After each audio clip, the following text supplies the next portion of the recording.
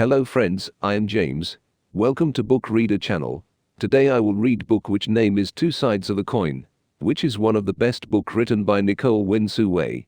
If you have not subscribed to our channel yet, please subscribe to my channel immediately so that you can't miss new videos that we upload. Two Sides of a Coin by Nicole Wei. I could feel the tight grip of her hands squeeze my wrist's bone as she gripped them too tightly. The area reddened a bit. Nonetheless, it was more than just the strangeness in her actions that caused me to pause for a moment. I could also feel the great trouble and fear brewing in her chocolate-colored eyes. Their pupils dilated as Mother emphasized her intentions to go. Her voice was anxious and frail, more so than I would have wanted to recall. It was hoarse, too, albeit in a daze. I remembered asking, "Why?" but she never answered. Mother shook her head briefly as a soft grunt escaped her lips, as if the answer was obvious. It didn't need a question, much less an answer in reply. Or maybe she just panicked, afraid that a child such as I wouldn't understand. Even if she did. The sound of shattering glass made its way to my ears with a noticeable and ear-piercing ring. Heat was felt upon my skin, alongside a sudden sting. A reddened patch formed around the lengthy cut on my left arm as the cut dripped with blood in a thin line. It slid down quickly onto the hard and cold wooden floor, splattering like fireworks. Mother paid little to no heed to the glimmering mess made on the hard wooden floor. She also couldn't feel the throbbing injury on my left arm that glistened with a spring of crimson liquid. Confident she saw it, I gave not my first, but last tantrum. I shot her a terrible look and could see that she was intimidated by her body language. The flinching of her facial expression and the trembling of her hands made my ego bloat. This battle was won by me. The surrounding atmosphere hadn't been taken into even a speck of consideration, and my immature self had continued to throw fists and legs into the air. Wails loud and proud. She kept glancing to her left and right. Fearful eyes darted into an irregular 360-degree circle. Her patience was finally broken from a crippling nervousness as she forcefully pulled me by the bleeding arm. I vaguely remembered the hurt I felt when she did.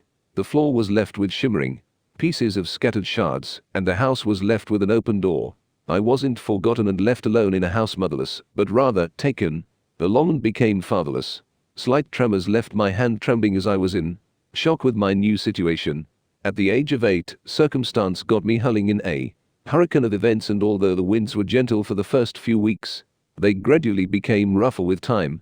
The house I stayed in after we left the housing area was on the outskirts of town. Requirements for basic sanitation and lifestyle was accessible under the consideration of other folks that lived nearby, but not close enough to be called neighbors. Mother stayed alongside me for vaguely a year before she left. Fortunately, it was till I'd learned the minimal skills to survive before she decided to run away. Contact was not completely cut, as she still did continue to provide money once in a while. It was a trippy lifestyle, devoid of any warmth, only practicality during her stay. Even every now and then, I still recall her sunken eyes and hollow cheeks under the brightness of the moonlit night. Mother would refuse to sleep from night to night. "Dear," she often mumbled, whilst staring blankly into an unreachable distance. Her former persona, lively and cheerful, loving, caring, gone like vacuumed clumps of dust. Ever since that fateful day, it was an undoubtable fact, she changed drastically. Mother became a mere hollow casket of her former self. It was deliberate in her glassy chocolate eyes, the haunting empty that sent chills up my spine without fail. The glass cup, on the other hand, I recalled, fell from an unfathomable cause.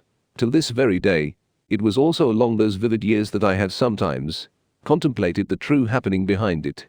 Perhaps a wisp of smoke had got in its tail and knocked the glass over. Maybe the incident was but an accident, or pure misfortune. My thoughts came from negative possibilities, although somewhat illogical.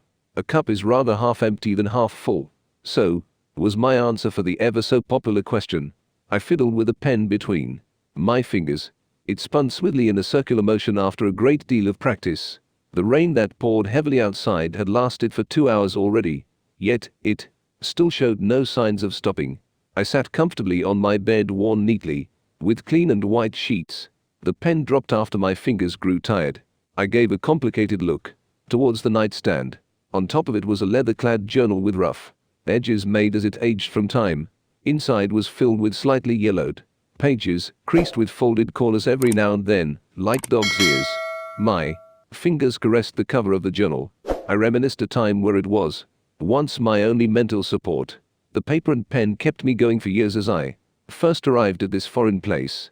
Yet one day, the leather-clad book was forgotten, like some locked chest I'd thrown away into the seas of my mind. The key remained in my pocket, but rusted as it was tossed into the washing machine. I hesitated to open the journal as my mind was troubled. I felt embarrassed to read the past memories, ashamed of what might as well been my middle school year book, in which I didn't have change were in words, change I hadn't the intention to admit. A chilling wind blew past through the open window. Their hushed whispers blanketed around me and my fingers became unnaturally cold like ice. A lingering paranoia arose, then laced the thoughts in my mind rather than shock. I stood up from my bed and headed to shut the window, but as I did, the journal flipped open on its own. A yellowing page tore from the impact of the wind and I was left mindful of the strangeness of the night. Strange. I wondered out loud. Those old framed windows weren't left opened. Previously, the round and simple designed clock hung on the peeling walls of my room struck 12, and I was reminded of a new day once again. Giddy as well as restless, the night was unsettling. I focused on the footsteps of cautious predators that prowl the grassy fields at night. Forcefully tucking myself to bed, sleep, I told myself. It was a chant played repeatedly in my mind, but my eyelids were forced shut too tightly, and it made sleeping much more difficult instead due to the strain. A single droplet of sweat had made its way down the hairs of my brows and on to my temples. I noted the spinning propellers of the fan hanging from the ceiling. They spun and spun, spun and spun. I woke a long time after the sun had risen. My heavy eyelids fluttered open. Difficultly, flinching from the merciless bright sun, I sat up and the leather-clad journal was by my side, flipped already open at an unpleasant page. The flashbacks of fear gripped onto my mind tightly. Box. Forget. Soft murmurs echoed throughout the room like ripples on the surface of calm water. The air in the room tensed as shapes began to form blurry images into solid objects. Wooden chairs and clean wooden tables. Porcelain plates stacked messily on the kitchen counter. Familiar sounds came along with the familiar sights. By the side of my ears emerged a multitude of loud, deafening buzzing. I wasn't alone in the poorly decorated room with second-hand furniture that was positioned quite simply. Hours passed like seconds, minutes transformed into days. Concepts of time were twisted down the memory lane, and I heard the voice of my mother, loud and clear. She said, "People feel with their brains, not hearts. Besides, the cut will heal soon anyway, so keep it down." I knew then, by that very line, the broken glass represented bad omens. After all, a sharp pain followed, alongside sharp jabs aimed at the side of my skull. My hands quickly clenched onto my aching head in a pathetic attempt to soothe it. Morning dew seeped from the roof through the ceiling. They dripped like carats of falling diamonds and scattered immediately as they touched the ground with a satisfying plop. After washing up, I was reminded to purchase another bucket for the leak. Then, I'd go for a relaxing field trip outdoors, away from the stale air of the empty house. Most certainly, its smell singed the inner walls of my nostrils. Plus, the scent traveled to my gut and caused butterflies to flutter viciously inside of me. Of the 2 bedrooms upstairs, only one was used, obviously by me. It was the cleanest, most lived-in part of the house. Yet, to be a shut-in did not suit my tastes. Exposed to the fresh air of the day's morning, I could feel the dampness on my legs from the long grasses dewdrops that had clung to my calves as I took the time and distance to walk towards the lake, a range away from my home. Upon my arrival, I trudged through the murky lake. Before me were a flock of cranes with feathers the color of snow. By the back of their wings were the blackest feathers of night. Scarlet crowns adorned on their delicate heads. The leisurely view of them frolicking in the water calmed my heart, yet the somewhat ominous presence ceased to go away. I could instinctually feel it. Whatever tainted the skies had their eyes on me. My heart shivered while my hands trembled. There was a certain feeling of terror in my eyes as every second or minute passed, doubtful. Perhaps my mind was merely frightening itself. The paranoia grew each time I turned my head behind in order to catch a look at the entity that I was half convinced so false. Chills ran up my spine. A biting coldness crept its way up and seeped into my very bones. The temperature of my surroundings dropped, but returned back to normal in the blink of an eye. I felt that nothing good would come of it and hastily made my way out of the lake and onto dry land, which was realistically safer. At the corner of my eyes, I realized the flock of cranes took off shortly after their play and rest. Slowly, but gradually, the cranes formed into an organized W formation and performed a ballad in the sky. I gave a soft smile in appreciation to the beauty of it. Furthermore, the sun was rising, completing the wondrous and enchanting view. The whistling wind blew one of its many harmonious tunes. The familiar presence from nights, topped by nights before, came to take a physical form, and I ran without a single second of thought heading towards the woodlands. Up ahead, we were like cat and mice, predator and prey. To have kept calm and composure at this time was crucial, and I did so, but not without difficulty. The scent and sound of dripping sweat was replaced by the rich and earthly smell of the damp ground. With each and every step I took, more wood followed behind with one leg after another. Afraid to look back, I continued running. Only the sound of my worn-out breaths and continuous, desperate footsteps echoed in the eerie and dark forest. My luck ran out as I tripped off all things and blacked out momentarily. My legs had tangled before I fell over nothing, or perhaps the root of an old, aged tree, and I was ashamed of myself. Falling, my hands stretched out to give a sizable amount of reduction from the fall's impact. In exchange, my palms were sacrificed instead. The skin that was once as smooth as pearl was scraped and peeling. Ruby streams of blood trickled in copious amounts as sharp burning pain was transferred throughout my nerves. Scattered, small chunks of dirt and soil decorated the wound that became slightly numb as adrenaline continued to course through me. I'd fell to my knees, but got right back up with great haste and continued to sprint. In order to survive, in order not to die. By those words, my head throbbed. It throbbed and throbbed and throbbed harder than even my erratic heartbeat that threatened to burst from overwork, suffocating my lungs. I could hear uneven breaths. They were deep and tired, fueled with anxiety. During the entirety of it, the shapeless figure continued to stroll behind me. It was an endless game of tag, and it was relatively relaxed. Its dark silhouette vanishes.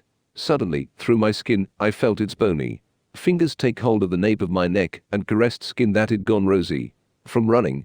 The strange hand movements of the creature reminded me of a child, curious of almost anything and everything. Could it be?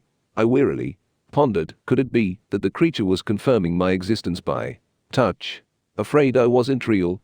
A shiny sheen of sweat layered above my skin, reflecting the gentle rays of evening sunlight that easily penetrated the forest's canopy. It left me glowing redder due to the heat. The entirety of our surroundings was silent, with the exception of my alone steadying breaths and the sharp chirp of insects. Dissipating echoes of crippling leaves reverberated around us. Bravely, with trust of blatant speculations, my body turned as I finally took in the sight of the creature that had chased and observed me on a regular basis.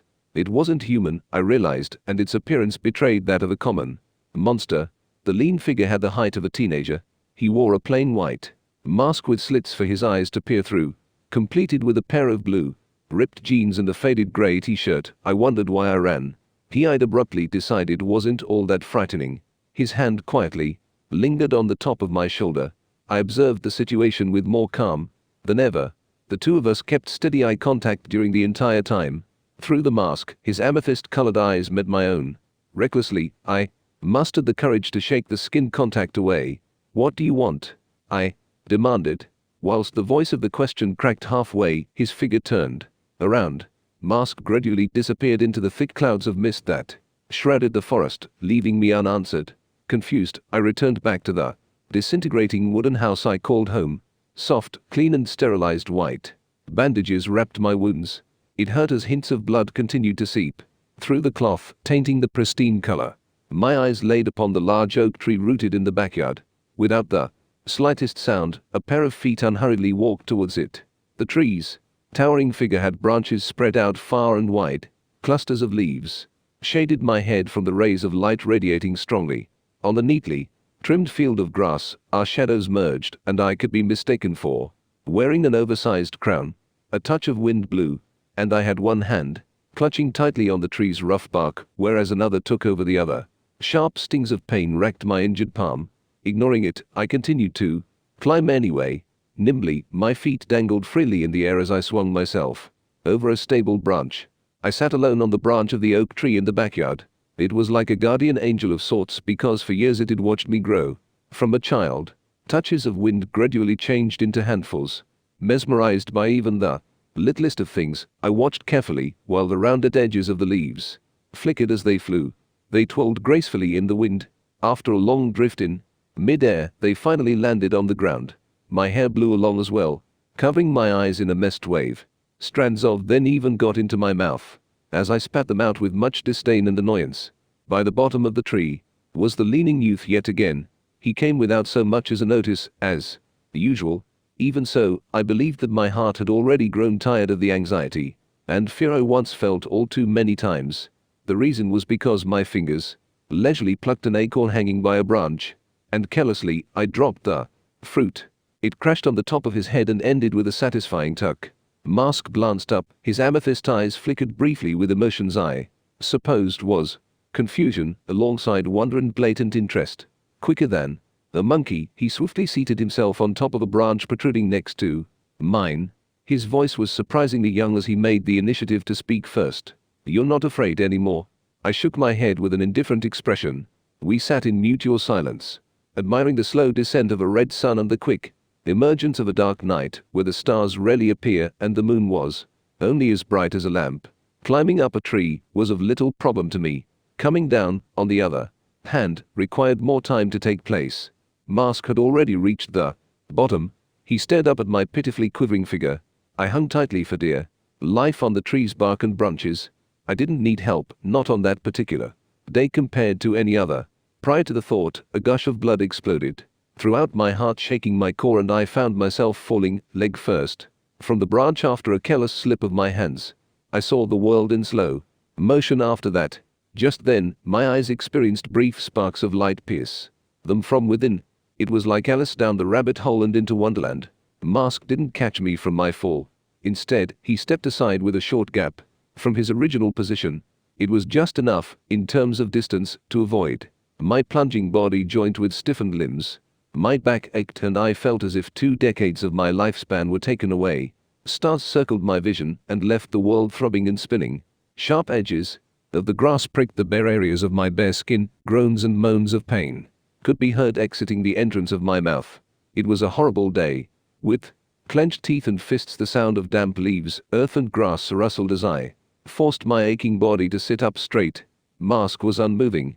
I suddenly felt an uncomfortable stare at the back of my neck. It caused the hairs on it to stand rigidly on edge. Sweat collected at the roots of my scalp. A ripple in space. Again, it was the feeling as if time itself had stopped. I was unable to fathom the root of it all, but the source would not wait until I did. Levels of strainedness resumed to stack up, one above the other, in layers. So many a time. Not completely clueless, it was undeniable that Mask held a certain connection to it, though.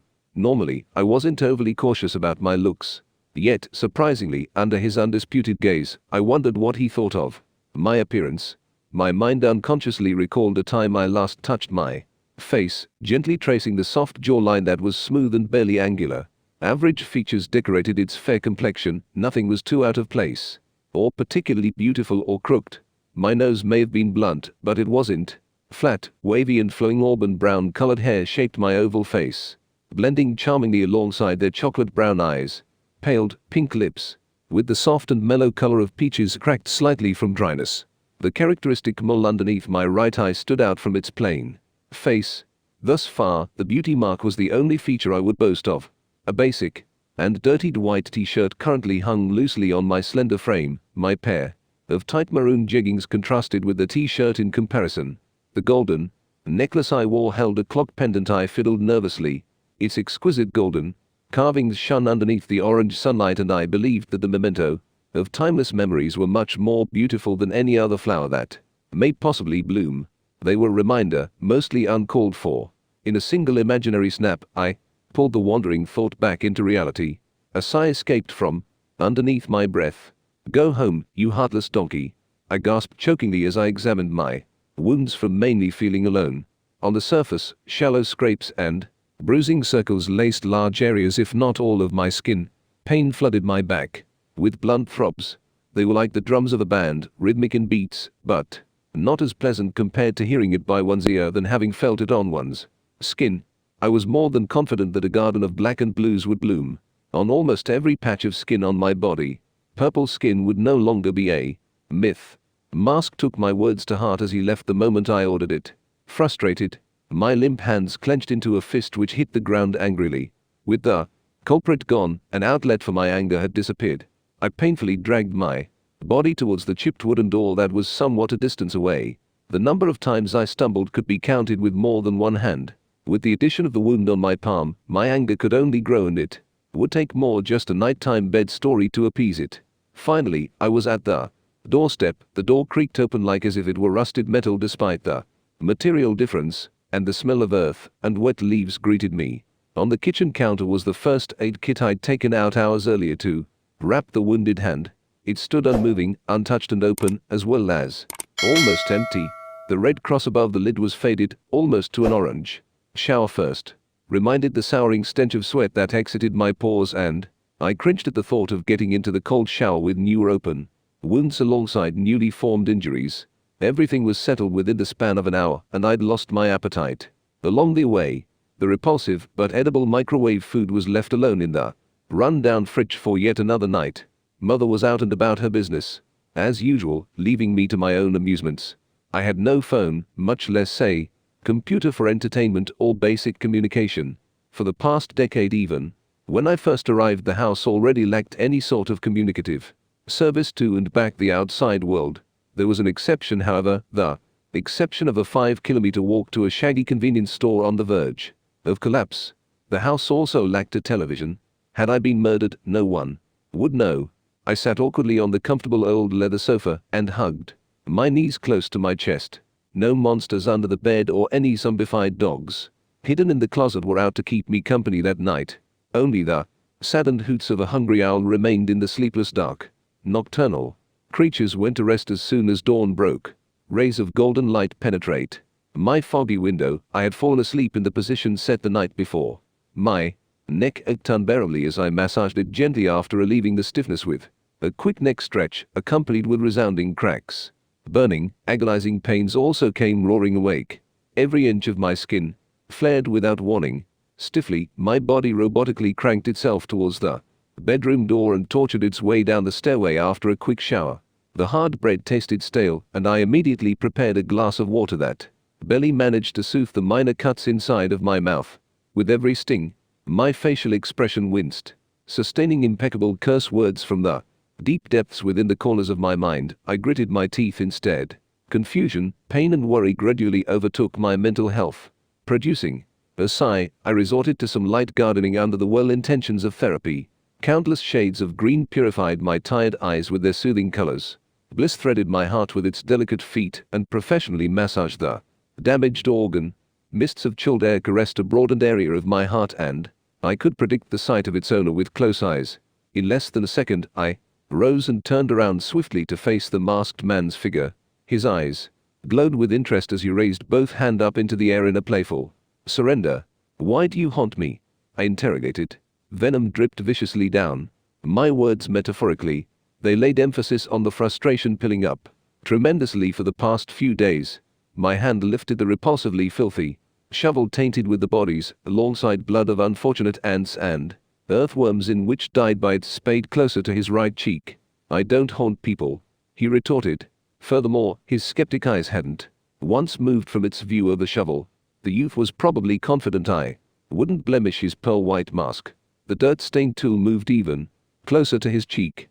With widening eyes, Mask sharpened the glare towards my own. "Lies. Were you following me then?" Unaffected by his intimidation, the interrogation ceased to stop. "You piqued my interest," he admitted sulkily. It was a brief and straightforward answer. No remorse was in the youth's brooding voice. Finally, the shovel in hand returned by my side. Mask was gone in 2 blinks of an eye. Before I could react, gone was he, and left were the declining, sinking leaves. "He'll come back, for sure," I thought confidently. True to my words, the nimble, heartless cat donkey returned to my territory. Days after, pity built up within my chest as I came to a realization that the youth must be terribly lonely to return time and time again. Particles of dirt stuck to the gardening glove I wore whilst gardening again. I had squat down and tended to various projects that involved plants. Mask stood behind me, unnaturally timid. The atmosphere was awkward. Oblivious to it, loud were the screeching cries of birds. I'm back, he chimed. You're back, I acknowledged. A new day had come into being, whereupon the sun stood as proud as a peacock amidst the clear blue sky. Waves of scorching heat glowered my mind into a dizzy mess as an array of stars drifted at the corner of my squinted eyes, twinkling and buzzing constantly. Even clouds refrained from any appearances. Sweat dribbled down my forehead like an everlasting waterfall. They collected at the base of my neck and at the same time soaked strands of my voluminous hair that was tied up into a casual ponytail. The effort it took to see a maskless Mask stroll towards his second home base as he emerged from the woodlands increased by twofold. I had a hand cover my squinted eyes, protecting them from the wretched and blinding light. For once, his chilling presence became useful as it dissipated the uncomfortable heat circling around my body. Once he arrived, the external wooden fence gate creaked open. The youth placed a sized and bright yellow alarm clock on the wooden picnic table near the porch. It's today, he said, as the thin metal feet of the clock landed with a soft thump. What? I inquired whilst drying the laundry. Beads of water dripped down from the patched t-shirts, forming puddles of detergent-smelling water below them. Mask casually sat on the table nearby, sitting cross-legged. The wooden product produced a raspy creak as he did the festival. He quickly said, "Don't you want to go? Like the last time, when you gave me a name?" A colorful variety of expressions flashed by his face, possibly from the recollection of the fairly blissful memories we made. "Sure," I answered. "But when is it?" "At around 8. I'll set the clock. Found it somewhere, so don't ask." Mask twisted the tiny knob at the back of the clock with great unfamiliarity. Surely, he had figured out how the setting was, but wasn't all that used to the mechanism. Clumsy fingers finished with an audible click after the sounds of a zipper. The youth then got up from his wooden stool and pulled me lengthways by the wrist to go somewhere with the clock in his hand. Before long, we arrived by the base of the oak tree in my spacious backyard. He put the clock down and sat near it. His hand patted the ground 3 times, as if he would on the door, but by knocking. It wasn't hard to understand the message, because as his eyes met mine, I sat down next to him. "Do you remember them? Those widespread wings?" "Right." As early as 7 in the morning, Mask literally chilled his way into my room. Heavy freezing cold mist seeped through the tiny spider-web cracks of my frail window pane. The youth knocked once, twice, but the room lacked even a mumble in reply. It was difficult to observe the inside because of the heavy colored curtains draped over the framed panes. Frustrated, Mask stood outside the purple fabric and glared in discontent. The cold managed to penetrate through the defenses of my violet blanket. Their smoky hands touched my feet, bringing it into a heavy shiver. I could feel the heavy weight of my eyelids as they refused open. Easily, I was tamed by the unconscious desire to keep my eyes shut. "Like that," I hissed a sleepy "what?" towards the masked man. "Wake up," he demanded. "No," I snorted. So he took away my blanket with a simple flick of his wrist. The covers pried themselves free from my iron grip as an invisible force pulled their ends in contrast to mine. My body tossed and turned, kicked and pulled. The struggle was real and valued more than just that. It was a battlefield. Nobody takes my sleep. The sense of satisfaction welled in my heart as I kept my pride bountiful. "Go away, spirit man," I yelled at the top of my lungs. "Wake up, unproductive human," he shouted in return. Stubbornly, my face bored deeper into the bed. Long fingers dug themselves into the soft fabric sheets. My hands grabbed onto its frame persistently. Mask lowered the temperature of the surroundings, whereupon I finally sat up angrily and threw a pillow at him. Physically dissipating, he reappeared on the other side of the room.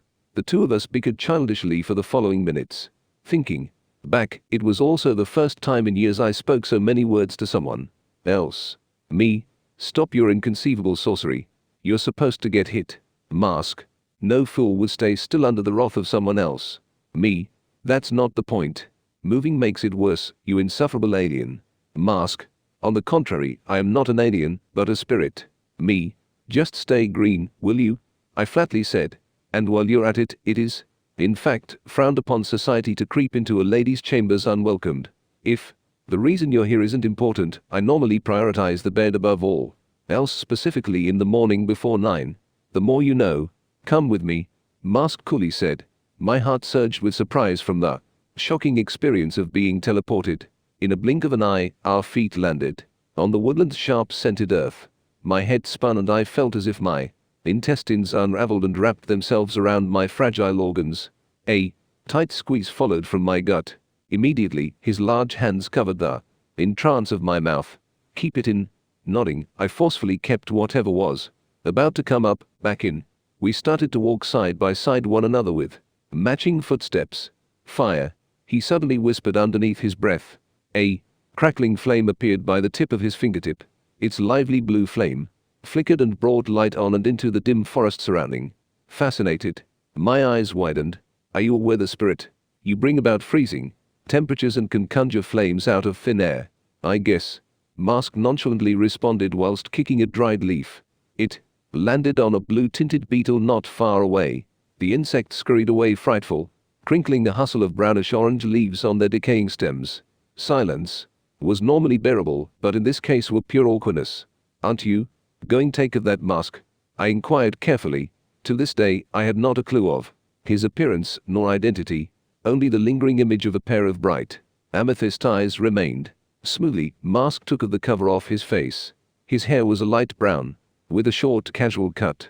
His eyes were alert and somewhat ancient, contrasting with his boyish features. Happy? He asked.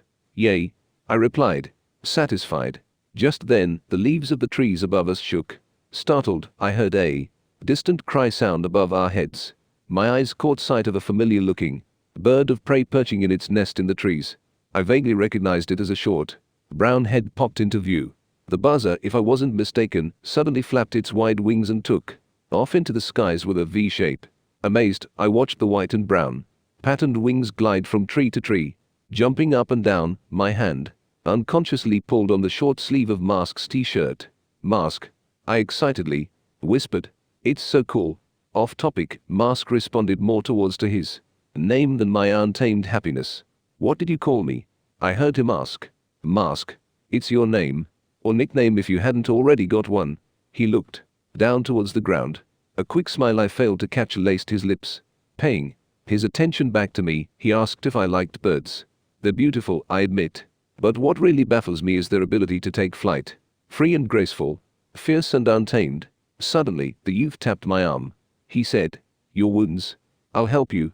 Apply the medication for them later on. Puzzled, I agreed in a daze. He muttered a silent thank you afterwards, but I failed to figure out why. Lying down on the prickly field of grass was something I'd gotten used to after months of practice from the beginning of my arrival here. For hours, canopies of leaves shaded our relaxing bodies.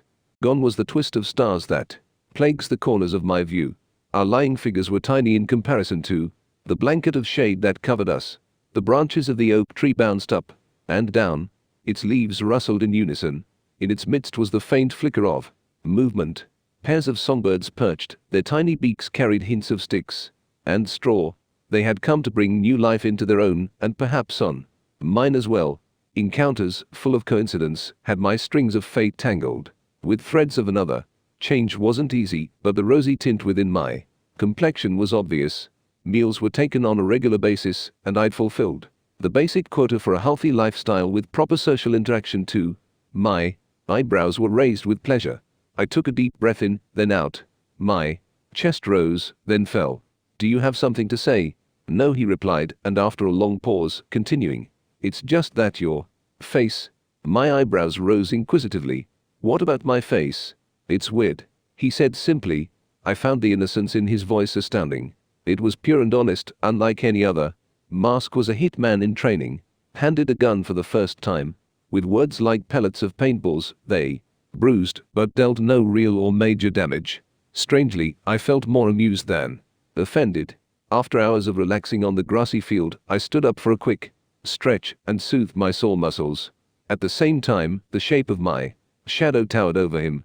The spirit had an expression of surprise on his face. As his eyes lightened up, curious he always was, my hand reached out to ruffle his pitch-black hair, but stopped mid-air. Perhaps there was a look in my eyes, one that I was unaware of, filled with fondness.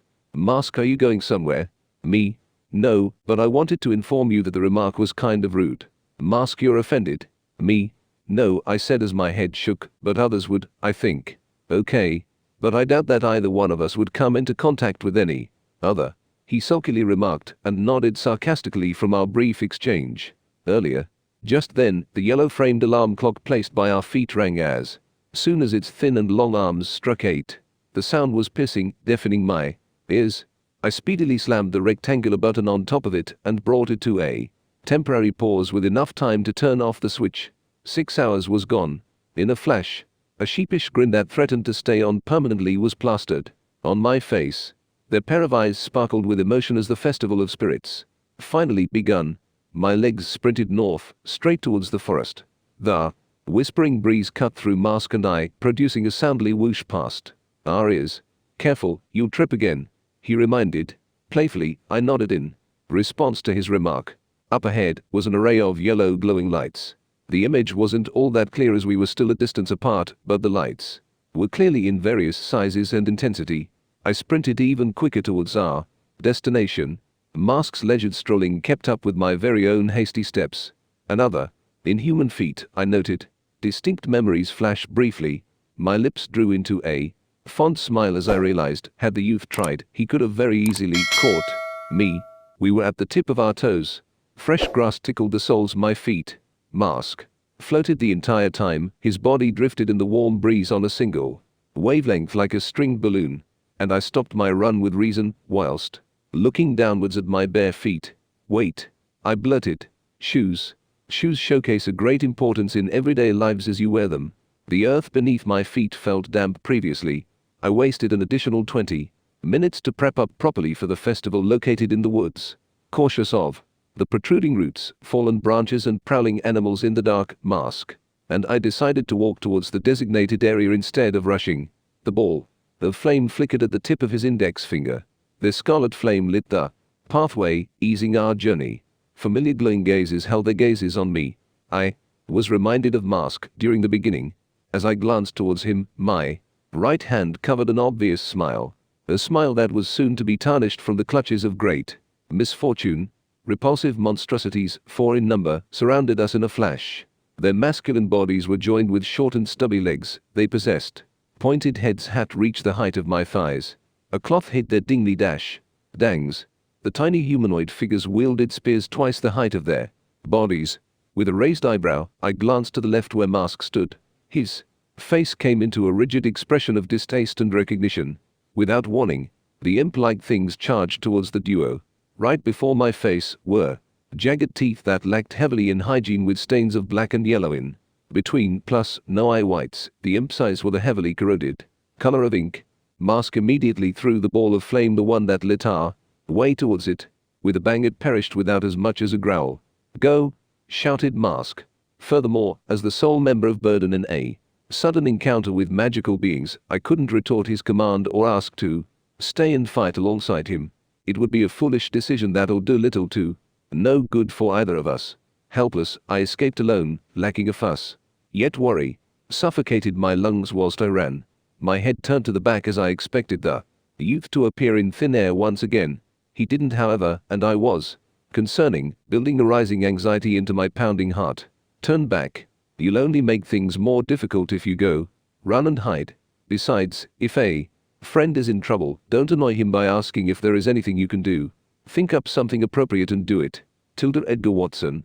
But dangers continued to lurk beside me despite anything. There wasn't even time to contemplate my next actions, because almost immediately, my mind knocked out upon the impact of a towering creature unbeknownst even to me.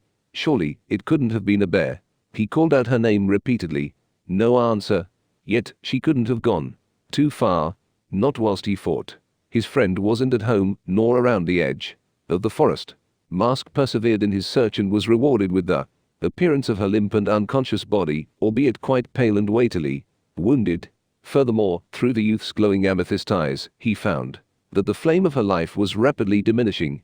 Soon, the light might as well go completely out. Dropping to his knees, Mask cradled her as an endless flow of salty teardrops fell neatly in a single line onto her sickly face. Transparent skin, pale beyond compare. Panic continued to grow in Mask's lungs like rapidly grown vines of thorns. They rooted themselves completely and punctured through his organs, making its way into his heart. He couldn't breathe. The blooming flowers with petals of faded grays and yellows suffocated his esophagus. With quivering lips, Mask could only purse them tightly, and, with trembling hands, he could only hold her own frozen ice cold tighter. Her shallow breaths rung in his ears like church bells. The pulse against his skin grew slower as seconds and minutes passed unhurriedly. The fact that she was dying was as transparent as the wine glass he'd accidentally knocked over on that fateful night, whereupon time had unknowingly became precious. Mask could his legs go numb from an infinite amount of pins and needles in his legs from kneeling. He lacked the ability to sweat and was thankful. If not, the never-changing t-shirt he wore would have been soaked down to its last thread from cold sweat. The youth could feel his composure slip. A string of words were choked down his throat. It was grief. Forcefully, he spit them out. Help exited his quivering lips. Unfaithful breezes failed to carry his plea. A chorus of chirping crickets twittered, their cries heard clearer than anything else within the vicinity. Shadows, dyed with the color of abyss, chased me. Faceless, they wore shredded, hooded robes that were stained with the memories of my father. The subtle change of scenery was sudden and unexpected, but I could recall my legs coming to a sprint as they reached towards the final line. The entrance of the festival waited me as I ran faster than ever, the fastest I ever had. Rhythmic footsteps throbbed in unison with my quickened breath. One foot after the other. Don't tangle, please, I inwardly begged. My heart burned as it switched places with a sink of the stomach. Every strand of muscle in my legs ached for more oxygen, which I couldn't provide more than I already had. Mask was behind me. He observed me with a gaze filled with warmth. I felt bliss and, like everyone else, wished it to last for an eternity. The lights grew closer, almost to the point my raised fingertips could touch them or grasp on to them within my palms. The crowd of fireflies parted upon my sudden arrival. Their glowing abdomens were reflected on the peaceful surface of the lake. Bouncing of it, hundreds of stars came to life as they buzzed with the anticipation of another night. He who had stayed behind me conjured a ball of dancing blue flame. Its tail danced and flickered with vigor. There was the universe, and there was the earth. Beautiful, I exclaimed. I played a game of tag with the shadows in the reality of its indefinite and wretched place. Cracked light bulbs were hung on the low and grimy ceilings of the dusty, grey corridor. Despite the anxiousness injected into my veins, I took every given opportunity to take note of the surroundings under the intention of taking it into an advantage at every possible turn. Perhaps my steps echoed on a pristine tiled marble floor. Every square was eroded from time, but remained sublime in appearance. Hardy clusters of moss grew on the corners of the steel-framed windows. I was surprised that life, other than mine, could survive in this accursed place. Connectedly, a thin layer of water pulled by the crevices of the floor, and it became no wonder that the resilient moss could sustain its growth. I'd been running for hours on end, but my feet weren't sore. Feeling like a game character from the app Temple Run, with the pinch of an arm, I was reminded that it was no time to be reminiscing of the times I had as a child when phones, much less their games, were available. The ever-ending corridor was a maze with bucketfuls of twists and turns, sharp corners and unfortunate dead ends which I had passed, fortunately, more than once. The shadow of specters nipped at my heels, hot on my trail as they continued to chase me with their floating figures on air. Gravity did not apply to them, reminding me of who my fear had long dissipated, and I only kept the instinctive impulse to run. Thankfully, sweat couldn't be excreted here, or the loose, blue t-shirt I wore would have been soaked to the bone, specifically with cold sweat when I still felt fear for the 100th million hour when I navigated the maze of corridors cautiously. My fingers habitually fiddled the gold-coated pendant left from my father. I tugged on its shimmering string and clenched onto its cold metal. A series of doubts started to begin crowding in my mind. What if there was no escape? I inwardly grieved and dreaded at the mere thought of having to run continuously from the monstrosities that chased me for what seemed like forever. I spotted a potential lifesaver. Along the distance, at around 350 meters away, was a human-sized locker. Quite simply, my body tackled it for a hiding spot. The door creaked noisily open as I recklessly swung its cool metal door open. Ghastly layers of dust that lied asleep on the top of the metal scattered themselves upon the unexpected movements of my violent entrance. Coming down like a rain of ashes, clang echoes throughout the grey corridors. The pointed edge of my elbow accidentally hit the inner walls of the locker. Warning sirens blared at the innermost of my mind. Anxiety crept easily down the muscles of my legs, paralyzing. Chocolate-colored eyes carefully peered through the narrow gaps of line on the metal door. Please be deaf, I hoped. Please be blind too, you faceless things. Except, the rusted metal door was still pried open from the outside. No, his voice was soft, but clear. Please don't. No, no, no. My eardrums were touched by strings of heavy and raw melancholy. Drained, frigid skin felt warmth spread onto its cheeks, and I could tell that someone was crying in my stead by the salt of their tears that unintentionally trickled into my mouth, or just maybe the tears belonged to me. Were they fearful for what may happen if I were to be caught by the monstrosities that pursued me from a distance away, or perhaps those individuals right in front of my fallen face? Instinctively, I kicked the shadows, uncaring if they were solid or not. Surprisingly, the ghastly figures retreated a step back as the soles of my shoes hit one of their chests. We resumed the former chase of hope and death, till my legs stopped running, and so did the shadows that chased me relentlessly earlier.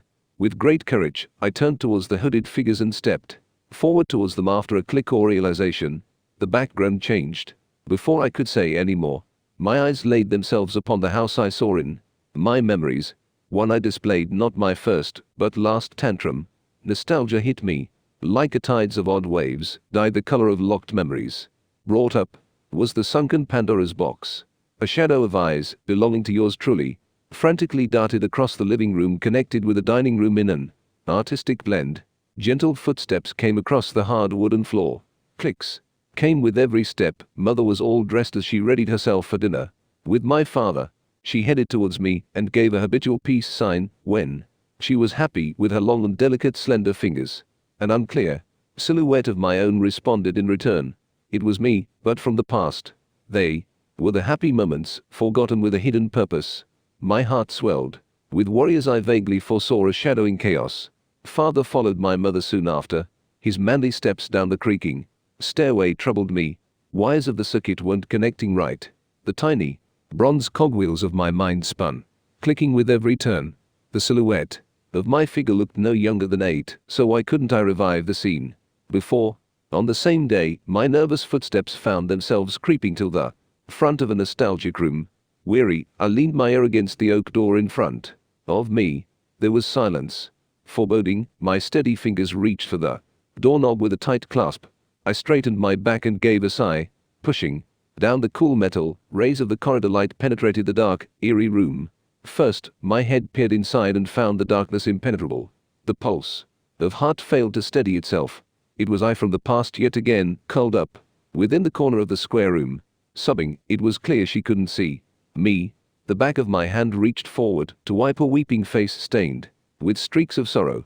But like dust, this hand of mine could only scatter apart, going through the shadows of a repeated recollection easily. We were trapped between the fantastical realms of dreams and reality. My ears caught the sound and stench of the putrid liquid droplets that stained themselves on the formerly red and luxurious woolen carpet. They touched the floor with an echoing plop ringing in my ears. Pin drop silenced helped achieve such feat. I was not grateful. Fear-stricken eyes caught sight of a short wooden birch stool, tipped over as if it were kicked. The various pieces of this jigsaw puzzle were easily to put together. A pair of hands covered my chin dash. Dropped mouth. I gasped for air from the hands that belonged to me. Originally downwards, my head lifted to a tragic sight. Starting from the bottom were a familiar pair of large and cracked feet floating inches above the ground. Terror struck me like shots of lightning. The frontal lobes of my brain started to numb. The entirety of my body shivered violently. The room wasn't cold, from what I last recalled. It wasn't the weather either. Little I kept trembling, curling herself into an even tighter ball than before. Her feet was against her chest, pudgy arms wrapped around them for dear life. She rocked back and forth, mumbling incoherent sentence. She was shocked, traumatized. I stood rigid next to her broken self. 8 years in the future. The face of Dad ended at the beginning of the line. A tight noose, made of thick rope, bound the slender nape of his nape securely. Its rough surface area cut thinly into his neck. It bruised his sun-kissed skin hues of purple-blue. Stretches of excess rope laid lifelessly on the floor close to my feet. The attire he wore brought butterflies into my stomach. She clutched her stomach with both arms and swallowed the vomit that threatened to come out. Never-ending amounts of drool continued to leak on his favorite tuxedo. It went from his neck onto the collar of the tuxedo he wore, and all the way down to its coat. Pants, soaked with urine, unceasingly dripped. Dripped. Drip. stiff limbs, as well as a paralyzed body twisted with the rope into a slow, twirl. Mournful sobs replaced the former quiet in the room. They grew louder, and louder till there was darkness.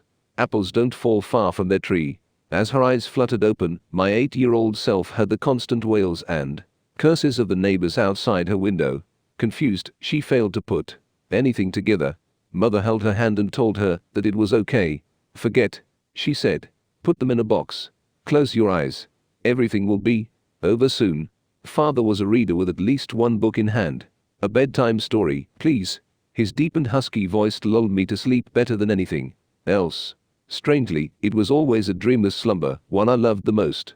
His large palms pat my side whist, tucking me in soft blankets. And the sullen king bid farewell to no one before he left. The end, my child. A peck on my forehead, a final. Why? It's because the king loved his family very much. Love. Closed he, my most precious father.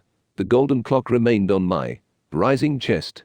A lucky 7's birthday gift crafted by the man himself. My eyelids unhurriedly lifted. Mask frantic actions immediately greeted me. Relief was written all over his worried features. My body was within his arms, the bare wound remained bleeding. It wasn't surprising. Luck had never been on my side. My dizzied head knocked softly against his chest. Listen. Read my eyes. Light-headed, I spoke. They blamed our home, saying it was haunted by ghosts or demons or some unknown spirits. But they were all wrong, the lot of them, because Dad committed suicide. And no one acknowledged it. They didn't want to believe his wise self would, that, although he had a family, it was still too painful to bear to the point he did the deed. They meant well, but the seeds of paranoia grew. Mask gave a saddened smile as he listened. Does it still hurt? He asked. Listen to me, you donkey.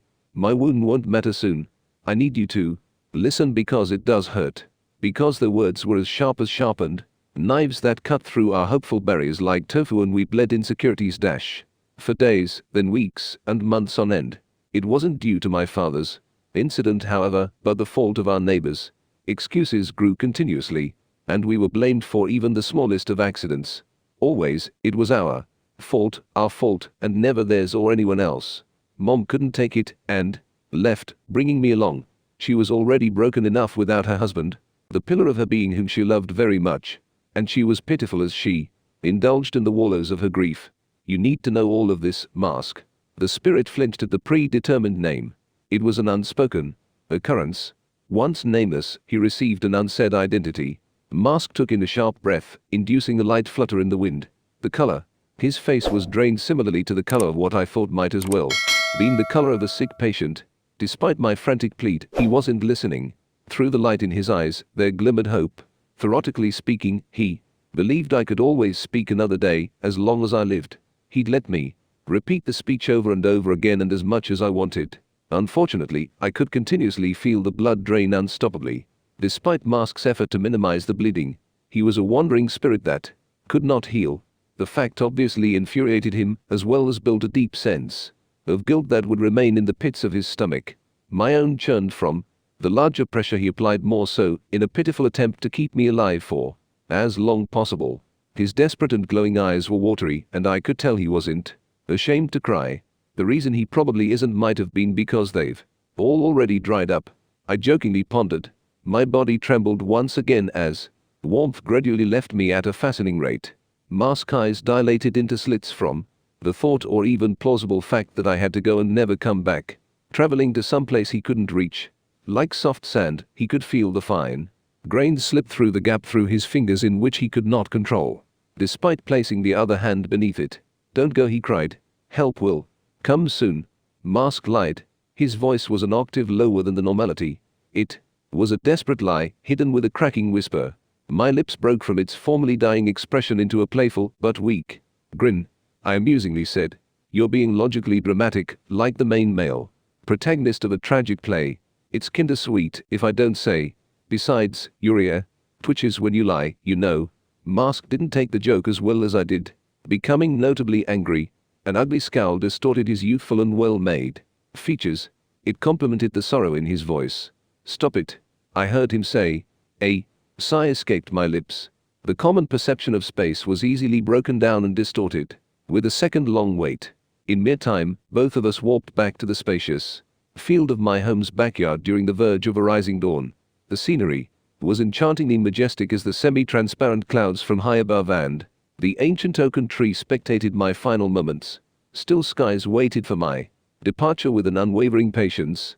Mask performed one of his inhuman feats yet again by bringing an earth-breaking pressure and tenseness to our surroundings. He was childish that way. Not a trace of sound escaped Mother Nature. The clock pendant that hung on the golden chain around my neck stopped, shimmering from crusty blood stains that contaminated its shine. Their ever-moving arms came to an abrupt halt, glass covering its romanized digits cracked like spider webs.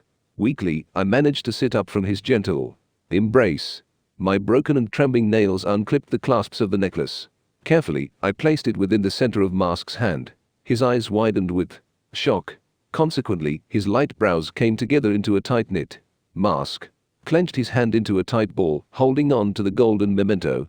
Particles of light, circled by silver smoke, gathered by his fingers and seeped through them. Instinctively, I was sure his hand was accidentally from clasping onto my pendant's thin, round edges too tightly. It made me laugh out loud, as well as cough just as hard. I guessed the puncture of a few organs because my entire body hurt. A shot of blood had made its way to my throat and slid back. Done just as quickly. My fluttering eyes caught sight of Mask's face again. His face was never changing from the same desperate and panicked expression. Smile, okay? I sincerely requested. The next time my eyes flutter open, even if they're smaller half closed and you can't really see them, you have to smile.